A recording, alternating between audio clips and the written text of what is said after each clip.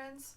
Thanks for joining me. This is a journal I made through a class at getmessy.com, Get Messy Art Journal, and I'll put a link to those things in the class in the notes.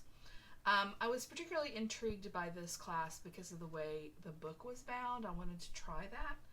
And so while I did some of the spreads, like the class said, I actually veered off pretty quickly after I had the book built because that was what I really wanted to try. And so this is just the book that I made for the class, and then I made a few spreads for the class, and then I sort of started doing my own thing, which, you know me, I always do anyway. So the outside is painted canvas. It was actually canvas that I had painted that I ended up using for this project, and then I added some stamps to it, and then it got stitched and then bound. The inside of it is paper that is glued to the fabric. And again, if you want more information about that, the class is the place to go.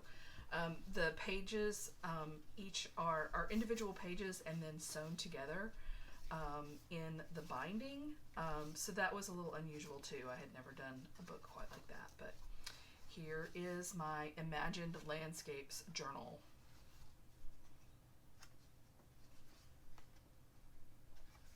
And these pages are super textured because they have a lot of materials on them. That again is part of that class. This is actually maybe a little more textured than I really like, which is saying something, because I like a lot of texture, but in one case later on in the book, I definitely overworked the pages, and it was pretty easy to do because these pages got soaked, and then I dried them in the oven, and then they got more stuff applied to them. So they just have a lot going on. It always intrigues me that, you know, I made this book this year, but this piece right here is from a larger art piece I made when I very first started doing art. So this little piece has probably been kicking around in my paper bin for close to 10 years. And here it is in this book 10 years later, which I just am delighted by.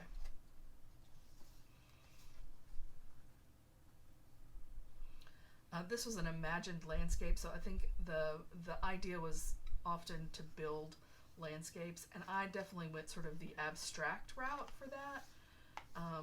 And I mean, is this even a landscape? Maybe it's a, you know, a limb with leaves on it. I don't know. Clearly this is my water page. Just green and blue, so, you know, sky, water, land. Yeah, and this one's not even close to being a landscape, but like I said, I veered off the path.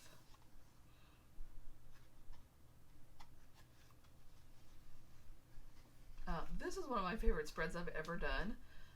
I was looking at somebody else's work, and while maybe some of the shapes are there, the colors are mine, and it's definitely